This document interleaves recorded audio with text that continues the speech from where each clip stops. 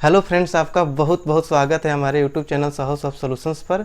और आप देख रहे हैं हमारा एंगुलर 10 का फुल ट्यूटोरियल। तो जैसा कि पिछले वीडियो में हमने पैकेज लॉग डॉट जेसन और पैकेज डॉट जेसन के बारे में देखा, जो कि हमारे फोल्डर स्ट्रक्चर का पार्ट था। और दोस्तों, आज जो वीडियो लेकर आए हैं उसमें हम ये देखेंगे मॉड्यूल्स का क्या कंसेप्ट है। मीन्स कि मॉड्यूल क्या होता है, हम कितने मॉड्यूल अपने एंगुलर एप्लीकेशन के अंदर क्रिएट कर सकते हैं और क्यों क्रिएट कर सकते हैं, उसका क्या कंसेप्ट होता है, उन सारे चीजों को हम विद प्रैक्टिकल मॉड्यूल क्रिएट करके भी इस वीडियो ट्यूटोरियल में देखेंगे और डिटेल्स में समझेंगे। तो दोस्तों, ये वीडियो बहुत ही इंपॉर्टेंट है। इसके बाद हम एक एक करके बेसिक चीजें पहले समझेंगे कि आगे आने वाले वीडियो में हम कंपोनेंट्स क्या होता है, डेकोरेटर्स क्या होता है, पाइप्स क्या होता है, डिपेंडेंसी इंजेक्शंस क्या होता है, सर्विस क्या होता है, इनपुट आउटपुट क्या होता है, इन सारे चीजों को एक एक करके हम देखते जाएंगे, जो कि बेसिक कंसेप्ट है। मैं आपसे रिक्वेस्ट करना चाहूँगा कि अगर अभी तक आपने मेरे इस चैनल को सब्सक्राइब नहीं किया है तो काइंडली आप इसे सब्सक्राइब कर लें और बेल की आइकन को जरूर क्लिक कीजिएगा, ताकि मैं जैसे ही कोई नया वीडियो डालूं तुरंत आपको नोटिफिकेशन मिले और आप हमेशा अपडेटेड रहें। ये स्टार्ट करते हैं इस वीडियो ट्यूटोरियल को। तो दोस्तों, इस प्रोजेक्ट में हम समझेंगे जो कि हमने क्रिएट किया था पिछले वीडियोज में। दोस्तों, सबसे पहली बात तो ये आपको हम बता दें कि जो मॉड्यूल होता है दोस्तों, एक कंटेनर होता है जो लॉजिकल कंपोनेंट और जो सर्विस होते हैं उसकी ग्रुपिंग होती है, लॉजिकल ग्रुपिंग होती है। मींस कि एक रिलेटेड कंपोनेंट और सर्विस का जो ग्रुपिंग होती है वो एक मॉड्यूल होता है। मींस कि हम अपने प्रोजेक्ट में मल्टीपल मॉड्यूल्स क्रिएट कर सकते हैं, जो कि अलग अलग फोल्डर में होते हैं। उसका एक सिनेरियो होता है, उसको एक एक करके मैं इस वीडियो में आपको समझाता हूँ कि मीन्स कि जो दोस्तों मॉड्यूल होता है एक लॉजिकल ग्रुपिंग होता है कंपोनेंट्स और सर्विसेज का, जो कि आपके एप्लीकेशन का जो डिफॉल्ट मॉड्यूल होता है app dot module dot TS होता है। तो इसके बारे में पहले हम समझते हैं, उसके बाद हम समझेंगे कि कैसे बहुत सारे मॉड्यूल्स को हम क्रिएट कर सकते हैं अपने एप्लीकेशन के अंदर, क्यों कर सकते हैं। तो पहली बात तो यह है दोस्तों कि जो ऐप डॉट मॉड्यूल होता है, जो ऐप मॉड्यूल होता है, ये हमारे एप्लीकेशन का डिफॉल्ट मॉड्यूल होता है। मींस कि दोस्तों, किसी भी एंगुलर एप्लीकेशन के लिए एक मॉड्यूल होना जरूरी होता है, जिसे हम रूट मॉड्यूल बोलते हैं। तो ये मॉड्यूल जरूरी होता है ऐप मॉड्यूल किसी भी एंगुलर एप्लीकेशन के लिए। उसके बाद आप मल्टीपल मॉड्यूल क्रिएट कर सकते हैं एज ए रिक्वायरमेंट। तो दोस्तों, इसको पहले समझते हैं कि इसका क्या कंसेप्ट है। जैसा कि थोड़ा बहुत ओवरव्यू मैंने आपको पिछले वीडियोज में जब मैं फोल्डर स्ट्रक्चर बता रहा था तो उस टाइम बताया था। तो ये एक डेकोरेटर एक्सेप्ट करता है, एक डेकोरेटर होता है इसमें जो एनजी मॉड्यूल होता है, जो कि हम एंगुलर के कोर लाइब्रेरी से इसको इंपोर्ट करते हैं। डेकोरेटर इसको इस एनजी मॉड्यूल है दोस्तों। डेकोरेटर क्यों बोलते हैं, क्योंकि इसके आगे एड्रेट लगा हुआ। आगे एंगुलर में कहीं भी एड्रेट प्रीफिक्स के साथ देखेंगे तो आप समझ जाइए कि वो एक डेकोरेटर है। राइट। डेकोरेटर के बारे में भी हमारा अगला वीडियो आएगा, तो उसमें आप देखेंगे कि डेकोरेटर क्या, उसको भी हम अच्छे से डिटेल्स में समझाएंगे। बस अभी समझ लीजिए कि NG module as a decorator यहाँ पर है, और ये एक ऑब्जेक्ट एक्सेप्ट करता है जिसमें बहुत सारे एरेज होते हैं। मोस्टली जो 4 या 5 एरे जो यूजफुल होते हैं, इंपॉर्टेंट होते हैं, वो बाय डिफॉल्ट क्रिएट होके आते हैं। जैसे कि डिक्लेरेशन होता है, इंपोर्ट्स होता है, प्रोवाइडर्स होता है और बूट स्ट्रैप होता है। तो दोस्तों, पहली बात तो हम ये बताएं कि जो डिक्लेरेशन होता है, डिक्लेरेशन में हम उनको रखते हैं जब जिनको हम एज ए कंपोनेंट क्रिएट करते हैं। अभी हम कोई इस प्रोजेक्ट में कोई भी कंपोनेंट क्रिएट करते हैं दोस्तों, तो उसको हम डिक्लेरेशन सेक्शन के अंदर हमें डिक्लेयर करना होता है। राइट। और यहाँ पर उसे इंपोर्ट करना होता है। राइट। जैसे कि by default app dot module dot TS में आप देख रहे हैं कि ये हमारा कंपोनेंट क्रिएट हुआ है, app dot component dot TS file आप देख सकते हैं, ऐप कंपोनेंट। तो उस इसको हम कहाँ डिक्लेयर कर रखे हैं, ऐप कंपोनेंट को देखिए डिक्लेरेशन सेक्शन के अंदर है और यहाँ पर इंपोर्ट किया हुआ है, जो कि बाय डिफॉल्ट प्रोजेक्ट क्रिएट करते टाइम में ये हो जाता है। अब आगे से हम क्रिएट करके अभी मैं आपको दिखाता हूं। तो जैसे ही हम क्रिएट करेंगे तो यहाँ पर डिक्लेयर करना होगा। दो तरीका होता है दोस्तों कंपोनेंट क्रिएट करने का। राइट। या तो आप यहाँ पर राइट क्लिक करके क्रिएट कर सकते हैं, या फिर आप टर्मिनल में जाकर यहाँ पर इंटीग्रेटेड टर्मिनल में जाकर यहाँ पर राइट यहाँ पर आप क्रिएट कर सकते हैं। इसको मैं पहले डिलीट कर दूं। टर्मिनल में जाएंगे और यहाँ पर आप क्रिएट कर सकते हैं। यहाँ पर इसका कमांड होता है दोस्तों कंपोनेंट क्रिएट करने का। दोनों में डिफरेंस ये होता है दोस्तों कि अगर राइट क्लिक करके अगर आप यहाँ पे क्रिएट करते हैं कंपोनेंट, तो आपको मैनुअली यहाँ पर इंपोर्ट करना होगा, लिखना होगा, और यहाँ पर डिक्लेरेशन सेक्शंस में डिक्लेयर करना होगा। बट अगर हम कमांड के थ्रू कोई कंपोनेंट क्रिएट करते हैं तो ऑटोमेटिकली इंपोर्ट हो जाता है यहाँ पर, और यहाँ पर डिक्लेरेशन सेक्शन में भी ऐड हो जाता है, डिक्लेयर हो जाता है। तो उसका लाइव एग्जांपल मैं आपको भी दिखाता हूँ। यहाँ पर दोस्तों यहाँ पर कमांड होता है, आप इसको नोट करते जाइए क्योंकि आपको आगे प्रोजेक्ट बनाते टाइम यूज में आएगा या फिर इंटरव्यू पर्पस के लिए भी जरूरी होता है। तो उसके लिए होता है दोस्तों, जैसा कि मैंने पहले ही बताया था कि एनजी से हम कोई भी कमांड चलाते हैं एंगुलर में, एनजी फॉर एंगुलर होता है। जैसे हमने एनजी सर्व किया था, एनजी न्यू क्रिएट किया था प्रोजेक्ट क्रिएट करने के लिए, उसी तरीके से यहाँ पर हम लिखेंगे एनजी, उसके बाद हम जेनरेट लिखते हैं, जेनरेट, या फिर आप इसको शॉर्ट फॉर्म में भी लिख सकते हैं दोस्तों। जेनरेट का शॉर्ट फॉर्म जी और कंपोनेंट का शॉर्ट फॉर्म सी। तब फुल लिखिए एनजी जनरेट कंपोनेंट या फिर एनजी जीसी, और कंपोनेंट का नेम, जैसे मान लो दोस्तों हमने एम्प्लॉय रख लिया, राइट। जैसे इंटर हिट करेंगे दोस्तों हमारा एक कंपोनेंट क्रिएट होगा जिसमें 4 फाइल बनेंगे, राइट। तो एक थोड़ा सा टाइम लगता है, इसको वेट करते हैं। तो आप यहाँ पर देख लीजिए दोस्तों कि 4 जनरेट हो चुका है और 4 फाइल बना है, राइट। एक तो बन गया आपका employee.component.html, उसके बाद specification.ts, उसके बाद .ts, उसके बाद .css। जैसा कि आपको पता है कि अगर कोई भी कंपोनेंट क्रिएट होता है तो उसके साथ अपना एक HTML क्रिएट होता है और एक CSS जो इंटरनल CSS होता है उसका फाइल क्रिएट होता है। तो दोस्तों आप यहाँ पर देख सकते हैं कि अपडेट src app.module.ts भी अपडेट हो चुका है। आप यहाँ पर देख सकते हैं जैसे हमने क्रिएट किया अपने आप एम्प्लॉय कंपोनेंट यहाँ पर इंपोर्ट हो गया, यहाँ पर देख सकते हैं इंपोर्ट हो गया, और डिक्लेरेशन सेक्शन में भी डिक्लेयर हो गया, और ये फोल्डर देखिए यहाँ पर बन गया है एम्प्लॉय नाम से। इसके अंदर आप देखिए 4 फाइल बन चुका है। एक जो मेन फाइल होता है इसका employee.component.ts, इसमें हम वर्क करते हैं, और यहाँ पर आप देख सकते हैं जैसा कि मैंने पिछले वीडियो में बताया था कि अपना हर कंपोनेंट का एक सिलेक्टर होता है, और यही सिलेक्टर इस कंपोनेंट का रेफरेंस होता है, इंस्टांस होता है। इसको हम जिस HTML पेज पर रखते हैं तो इस पेज का, इस कंपोनेंट का सारा वर्क वहां पर दिखता है, शो होता है। आप यहाँ पर देख सकते हैं कि इस कंपोनेंट के लिए जो टेम्पलेट है employee.component.html, इसका अपना HTML पेज है, इसका रेफरेंस दिया हुआ है, और इसका अपने CSS का भी रेफरेंस दिया हुआ आप यहाँ पर देख सकते हैं। Employ component dot CSS means कि इस CSS पर कुछ भी लिखेंगे तो इसका इफेक्ट कहाँ होगा दोस्तों, इसके HTML पर, जो कि अपना इंटरनल HTML है। तो इंटरनल HTML और CSS, इंटरनल CSS और ग्लोबल CSS का जो स्टाइल्स होता है उसका मैंने डिफरेंस आपको बताया था पिछले वीडियो में, जो कि हमारा फोल्डर स्ट्रक्चर वाले में मैंने बताया था। तो आपको आई थिंक समझ में आ गया होगा क्या डिफरेंस होता है, राइट। तो ये होता है दोस्तों कि हम कंपोनेंट इस तरीके से क्रिएट करते हैं, और वही चीज आपके module.ts में डिक्लेयर और इंपोर्ट करना होता है। तो अगली बात होती है दोस्तों कि हम कितने मॉड्यूल क्रिएट कर सकते हैं। अभी तो हमने कंपोनेंट क्रिएट किया, हम मॉड्यूल कैसे क्रिएट करेंगे और कितने कर सकते हैं, उन सारे चीजों को भी मैं एक स्टेप बाय स्टेप बताता हूं।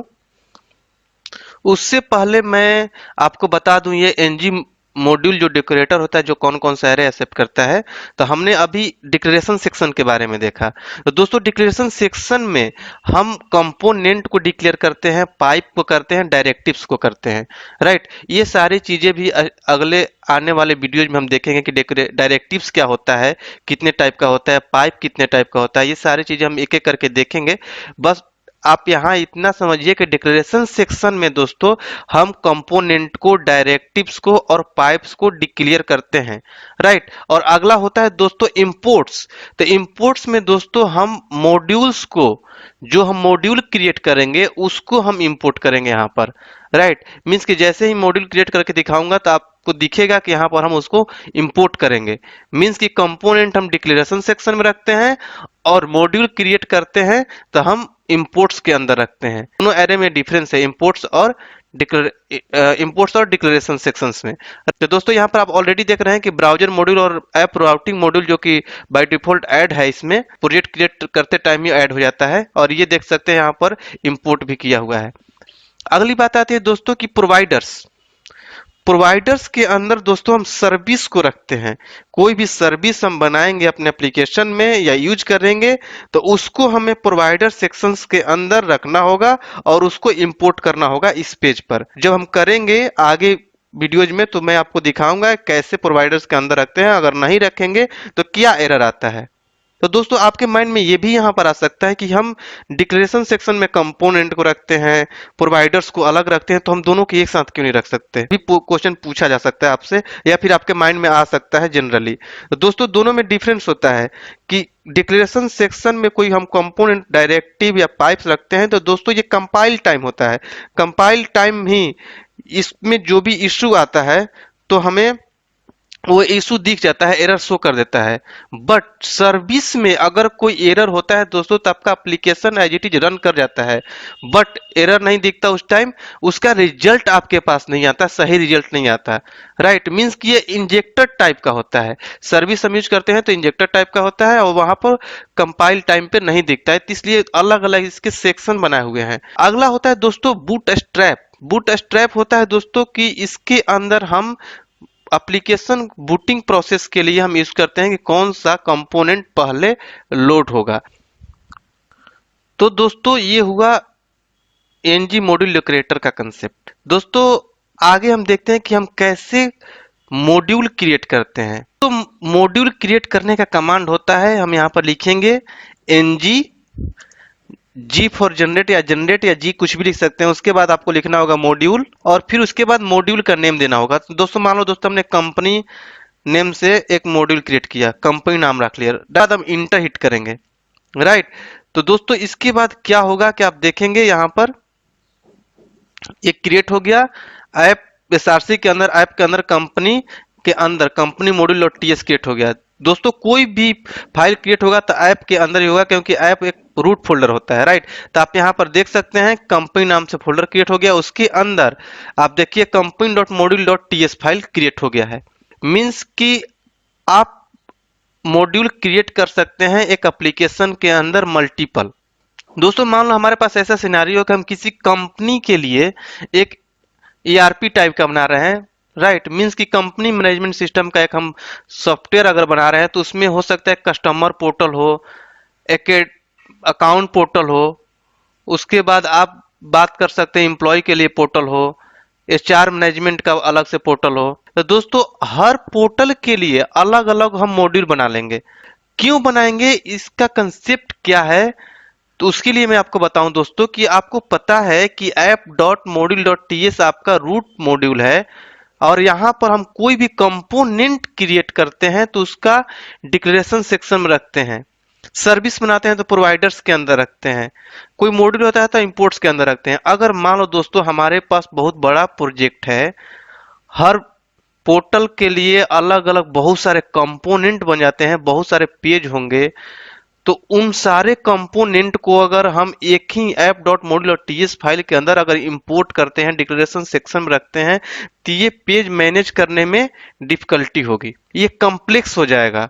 तो उसके लिए हम क्या करेंगे दोस्तों कि हर पोर्टल के लिए एक अपना अलग अलग मॉड्यूल बना लेंगे और उस मॉड्यूल में उस पोर्टल से रिलेटेड, उस फीचर से रिलेटेड हम क्या करेंगे, कंपोनेंट को रखेंगे और वहां पर उसके डिक्लेरेशन सेक्शन में रखेंगे, उससे रिलेटेड सर्विस को रखेंगे, उसके डिक्लेरेशन सेक्शंस में रखेंगे और उस मॉड्यूल को, हर एक पोर्टल के मॉड्यूल के रेफरेंस को हम app dot module dot TS file के अंदर लाकर रख लेंगे इस इंपोर्ट सेक्शंस के अंदर। मीन्स कि हर पोर्टल के लिए का अपना मॉड्यूल होगा और उस मॉड्यूल में उस पोर्टल से रिलेटेड जो भी कंपोनेंट और सर्विस होंगे उनका डिक्लेरेशन होगा और उस मॉड्यूल का रेफरेंस कहां होगा दोस्तों, आपका root module app dot module dot TS file के अंदर। तो दोस्तों इस कंसेप्ट को हम बोलते हैं फीचर मॉड्यूल्स। फीचर मॉड्यूल का कंसेप्ट भी बहुत बड़ा है, उसके लिए भी मैं वीडियो लेकर आऊंगा कि फीचर मॉड्यूल होता क्या है। तो इसी चीज को हम फीचर मॉड्यूल बोलते हैं। मीन्स कि हर एक लॉजिकल ग्रुपिंग कर देते हैं। राइट, कि हर एक पोर्टल के लिए अलग अलग हम फीचर मॉड्यूल कर देते हैं कि एक फीचर के लिए अलग मॉड्यूल भर में बना लिया, इसीलिए इसको हम बोलते हैं फीचर मॉड्यूल। और जैसा कि मैंने पहले ही बताया था कि मॉड्यूल क्या होता है, कि लॉजिकल ग्रुपिंग होता है कंपोनेंट्स और सर्विस का। तो आप यहाँ पर देख सकते हैं, आपको ऐसा लग जाएगा कि यहाँ पर जैसे मैंने बताया कि हर पोर्टल का अलग अलग मॉड्यूल होगा और उसमें उससे रिलेटेड ही कंपोनेंट और सर्विस को हम रखेंगे। मीन्स कि एक लॉजिकल ग्रुपिंग कर देते हैं एक मॉड्यूल के अंदर, और उस मॉड्यूल को हम कहाँ लाकर रेफरेंस दे देंगे, app.module.ts फाइल के अंदर। राइट, तो ये कंसेप्ट है फ्यूचर मॉड्यूल का, फीचर्स मॉड्यूल। राइट, तो दोस्तों एक काम करते हैं, इससे आपका कंसेप्ट और क्लियर होगा। एक काम करते हैं कि इस कंपनी मॉड्यूल के अंदर हम कंपोनेंट क्रिएट करते हैं और उसका रेफरेंस हम कहाँ देंगे, company.module.ts फाइल के अंदर, मीन्स कि इस डिक्लेरेशन सेक्शन के अंदर। और इस मॉड्यूल का रेफरेंस, जो कंपनी मॉड्यूल है, इसका रेफरेंस हम कहाँ देंगे, app.module.ts फाइल के अंदर, जो कि आपके लिए एग्जाम्पल हो जाएगा, प्रैक्टिकल हो जाएगा आपके लिए। जो कि मैंने थ्योरी बताया उसका प्रैक्टिकल भी आप यहाँ पर देख लेंगे। तो उसके लिए हम क्या करते हैं दोस्तों कि एक कंपोनेंट क्रिएट करते हैं, यहाँ पर ng, G for generate, C for component. उसके बाद हमें करना क्या है, कंपनी के अंदर क्रिएट करना है। तो हम यहाँ पर लिखेंगे कंपनी बैकस्लैश, और उसके बाद हम लिखेंगे जिस नेम से आपको कंपोनेंट क्रिएट करना है। तो मान लो दोस्तों मैंने बनाया एम्प्लॉय लॉगिन नाम से कंपोनेंट। राइट, जैसे इंटर हिट करेंगे दोस्तों तो ये 4 फाइल क्रिएट करेगा, वो भी कंपनी के अंदर, कंपनी फोल्डर के अंदर क्रिएट करेगा। तो आप देख सकते हैं यहाँ पर कंपनी, जैसे ये कंपनी है, कंपनी के अंदर जाएंगे तो यहाँ पर देखिए एम्प्लॉय लॉगिन क्रिएट हो चुका है फोल्डर, और इसके अंदर देखिए कंपोनेंट के जो फाइल होते हैं, TS file, employ login dot component dot TS, employ login dot component dot specification dot TS, employ login dot component dot HTML, इसका अपना एचटीएमएल। यहाँ पर देख सकते हैं सिलेक्टर के अंदर जो रेफरेंस दिया हुआ है, ये इसको अब जहां रखेंगे ये पेज का रेफरेंस हो जाएगा, और इसका अपना एचटीएमएल इसके अंदर जनरेट हो चुका है, इसका अपना सीएसएस है यहाँ पर जनरेट हो चुका है। राइट, मींस कि हम इस मॉड्यूल के अंदर एक कंपोनेंट क्रिएट कर ले। इस तरीके से इस एक एक मॉड्यूल के अंदर मल्टीपल कंपोनेंट भी क्रिएट कर सकते हैं। राइट, और इसका रेफरेंस मींस कि दोस्तों इसका रेफरेंस हमें किसके अंदर देना होगा, company dot module dot TS file के अंदर। तो इसको हम क्या करेंगे, यहाँ से कॉपी कर लेंगे। राइट, और company dot module dot TS file के अंदर जाएंगे, और डिक्लेरेशन सेक्शन के अंदर आप देख लीजिए अपने आप डिक्लेयर हो चुका है। राइट, मींस कि इसके अंदर जैसे हमने क्रिएट किया अपने आप डिक्लेरेशन सेक्शन के अंदर एम्प्लॉय लॉगिन कंपोनेंट आ गया है, और यहाँ पर इंपोर्ट भी हो गया है। इसके अंदर हमने रखा था, जबकि पहले मैंने क्रिएट किया था दोस्तों, तो कहाँ उसका रेफरेंस गया था, app.module.ts फाइल के अंदर। देखिए यहाँ पर एम्प्लॉय लॉगिन नाम से नहीं है, मैंने कॉपी किया था इसीलिए कि अगर यहाँ पर मैं आपको सर्च करके दिखाऊं तो यहाँ पर ये नहीं है। आप देखिए यहाँ पर नहीं मैच कर रहा है। राइट, तो मीन्स कि इसका अपना, इस कंपनी मॉड्यूल का ये अपना कंपोनेंट हो गया है, इसलिए company dot module dot TS file के अंदर अपने आप इसको रजिस्टर कर दिया, इंपोर्ट कर दिया, और डिक्लेरेशन सेक्शंस के अंदर इसको डिक्लेयर भी कर दिया। राइट, अब एक चीज और क्लियर कर दूं, अगर एक कंपोनेंट एक मॉड्यूल के अंदर डिक्लेयर हो चुका है तो वही कंपोनेंट आप दूसरे मॉड्यूल के अंदर डिक्लेयर नहीं कर सकते। ये पॉइंट आप नोट कर लीजिए, एक अच्छा कंसेप्ट है। अगर मैं इसी को कॉपी करके अगर यहाँ पर app.module.cs फाइल के अंदर और app.module.ts फाइल के अंदर जाकर इसके डिक्लेरेशन सेक्शन के अंदर यहाँ पर कॉमा लगाकर यहाँ पर लाकर लिखूं तो ये एरर देगा। राइट, राइट, मीन्स कि यहाँ पर आप नहीं कर सकते।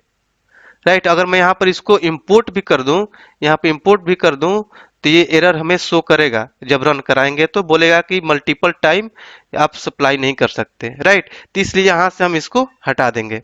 मीन्स कि मल्टीपल प्लेस पर एक ही कंपोनेंट को हम डिक्लेयर नहीं कर सकते।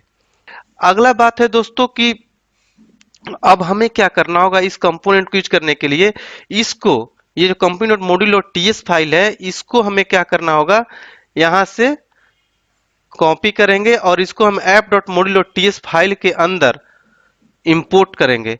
राइट, मीन्स जैसा कि मैंने बताया था कोई भी मॉड्यूल क्रिएट करेंगे तो हमें रूट मॉड्यूल के अंदर उसको इंपोर्ट करना होगा। राइट, तो यहाँ पर हम कॉमा लगाएंगे और यहाँ पर हम इसको इंपोर्ट कर देंगे। राइट, इंपोर्ट करने के लिए हमें इसका पाथ भी यहाँ पर रखना होगा। यहाँ पर इंपोर्ट कर लिया हमने और इंपोर्ट सेक्शन के अंदर रख लिया। राइट, तो ये कंसेप्ट हुआ कि मल्टीपल मॉड्यूल हम क्रिएट कर सकते हैं अपने एप्लीकेशन में। मैंने अभी एक कंपनी नेम से क्रिएट किया मॉड्यूल, आप मल्टीपल मॉड्यूल क्रिएट कर सकते हैं। उसके मल्टीपल मॉड्यूल के अंदर मल्टीपल कंपोनेंट हो सकते हैं, और यही आपका कंसेप्ट होता है कौन से कंपोनेंट का रेफरेंस कहाँ होगा और कौन से मॉड्यूल का रेफरेंस हमें कहाँ देना होगा, राइट। तो दोस्तों ये अभी आपको कहीं नहीं दिख रहा है, और हम इसको सर्व भी कर सकते हैं। तो हमारा अगर एप्लीकेशन सक्सेसफुली सर्व हो जाता है तो मीन्स कि हमारे एप्लीकेशन में कोई इशू नहीं है, हमने सही तरीके से इसको मैनेज किया, राइट। तो यहाँ पर ng सर्व लिखेंगे, राइट, और इंटर हिट करेंगे। थोड़ा सा टाइम लगता है इसमें। तो दोस्तों आप यहाँ पर देख रहे हैं कि कंपाइल सक्सेसफुली दिखा रहा है, मींस कि हमारा एप्लीकेशन सक्सेसफुली कंपाइल हो गया, कोई इशू नहीं है। हम इसको ब्राउजर में भी देख सकते हैं। दोस्तों हमारे ब्राउजर में जो कि डिफॉल्ट पोर्ट होता है 4200 पोर्ट पर आप लोकल हॉस्ट लिख कर करेंगे तो ब्राउजर में दिख जाएगा, मींस कोई एरर नहीं है। तो दोस्तों ये होता है मॉड्यूल का कंसेप्ट। एक चीज और बताऊं दोस्तों कि आप कहीं कहीं देख रहे होंगे, इसमें आपको कंफ्यूज हो रहा होगा कि यहाँ पर कहीं कहीं एक्सपोर्ट लिखा हुआ है। जिस क्लास के पहले एक्सपोर्ट लिखा हुआ रहता है, मतलब दोस्तों कि हम इसको पब्लिकली क्लास बना रहे हैं, इसको हम कहीं भी अपने एप्लीकेशन में यूज कर सकते हैं। इंपोर्ट में हम इंपोर्ट करते हैं, एक्सपोर्ट तभी लगाते हैं जब हम इसको किसी और पेज पर कहीं इस प्रोजेक्ट में यूज करना होता है, तो उस क्लास के पहले हम एक्सपोर्ट लगाते हैं, राइट। तो दोस्तों आई थिंक आपको समझ में आ गया होगा कि मॉड्यूल का क्या कंसेप्ट है और कितने मॉड्यूल हम क्रिएट कर सकते हैं और क्यों कर सकते हैं, और फीचर्स मॉड्यूल क्या होता है, हम कैसे क्रिएट करते हैं मॉड्यूल, कंपोनेंट कैसे क्रिएट कर सकते हैं, किसका रेफरेंस कैसे सेट करते हैं। इन सारे चीजों को हमने इस वीडियो ट्यूटोरियल में डिटेल्स में देखा, प्रैक्टिकल किया। फिर भी आपके माइंड में कोई कंफ्यूजन हो दोस्तों तो हमारे कमेंट बॉक्स में जरूर शेयर कीजिए ताकि हम आपके कंफ्यूजन को दूर कर सकें। अगर आपको ये वीडियो बहुत अच्छा लगा हो तो ज़्यादा से ज़्यादा शेयर कीजिए, लाइक कीजिए और हमारे चैनल को सब्सक्राइब कर लीजिए ताकि मेरे आने वाले हर वीडियो का नोटिफिकेशन आपको मिलती रहे। तो दोस्तों चलिए अगले वीडियो में मिलेंगे हम डेकोरेटर के साथ। अगर आप बिल्कुल ही कॉर्पोरेट लेवल का नॉलेज लेना चाहते हैं, देखिए एंगुलर 10 सीखना और एंगुलर 10 में काम करना बोथ आर डिफरेंट थिंग। क्योंकि अगर आप कहीं इंटरव्यू देने जाते हैं तो एंगुलर 10 में केवल एंगुलर 10 का ही कंसेप्ट नहीं पूछा जाएगा, या वहाँ पर आप काम करने जाएंगे तो केवल एंगुलर 10 का नॉलेज रखने से ही आप प्रोजेक्ट नहीं डेवलप करने रहेंगे, क्योंकि इसकी कुछ सपोर्टिंग चीज़ें हैं उसके बारे में भी आपको प्रॉपर नॉलेज होना चाहिए। जैसे एंगुलर 10 में काम करने के लिए आपको टाइप स्क्रिप्ट आना चाहिए, तो टाइप स्क्रिप्ट आना चाहिए। उसके बाद RxJS लाइब्रेरी के बारे में नॉलेज होना चाहिए, एंगुलर मटेरियल बूटस्ट्रैप एंगुलर में यूज करने आना चाहिए, API लिखना, API कंज्यूम करने आना चाहिए, प्रोजेक्ट के बारे में नॉलेज होना चाहिए। तो इसलिए मैं आपको ये रिकमेंड करूँगा कि अगर आप बिल्कुल ही प्रॉपर तरीके से कॉर्पोरेट लेवल का नॉलेज रखना चाहते हैं, एक बहुत ही बड़े कॉर्पोरेट लेवल कंपनी में काम करना चाहते हैं, तो आप हमारा ऑनलाइन क्लास ज्वाइन कर सकते हैं। क्योंकि हम ऑनलाइन क्लास में ट्रेनिंग प्रोवाइड करते हैं एंगुलर से रिलेटेड सारे चीज़ों का, जैसे कि फुल टाइप स्क्रिप्ट बेसिक से लेकर एडवांस लेवल तक, एंगुलर 10 यहाँ तक कि एंगुलर 2 से लेकर 9 तक के भी रिकमेंडेड सारे चेंजेज वो सारे बताए जाएंगे। क्योंकि ऐसा नहीं है कि आपने 10 सीख लिया तो 10 में ही काम मिलेगा किसी कंपनी में, हो सकता है कि 5 में मिल जाए, 6 में मिल जाए। तो इसलिए आपको उनके बारे में भी नॉलेज होना चाहिए। तो इसलिए हम जब ट्रेनिंग देते हैं तो सारे कंसेप्ट आपको बताते हैं। उसके बाद एंगुलर में जो कोड होता है टाइप स्क्रिप्ट में होता है, तो पूरा टाइप स्क्रिप्ट भी आपको हम पढ़ाते हैं अपने ऑनलाइन क्लास में। उसके बाद हम RxJS लाइब्रेरी जो एंगुलर का हर्ट माना जाता है, बहुत लोग कम नहीं पढ़ाते हैं, उसको भी हम अपने ट्रेनिंग में प्रोवाइड कराते हैं। उसके बाद एंगुलर मटेरियल बूटस्ट्रैप यूज करना सिखाएंगे एंगुलर के साथ। उसके बाद वेब API कंज्यूम करना, क्रिएट करना, कोई भी किसी भी लैंग्वेज में डेवलप किया हुआ REST API उसको कंज्यूम करना, सारा चीज़ हम आपको बताएंगे। उसके बाद हम प्रोजेक्ट डेवलप करना सिखाएंगे, ठीक है। प्रोजेक्ट ट्रेनिंग में हमने वो प्रोजेक्ट चूज किया जो कि बहुत ही ट्रेंडिंग में, जैसे ई-कॉमर्स का एप्लीकेशन जिसमें कि सारे कंसेप्ट यूज हो जाते हैं, यहाँ तक कि payment gateway integration, every concept will be cover in this project training. तो आप बिल्कुल ही अच्छे तरीके से सीखना चाहते हैं तो आप हमारा ऑनलाइन क्लास ज्वाइन कर सकते हैं, जहाँ पर सारा चीज़ एक बार में आपको मिल जाएगा।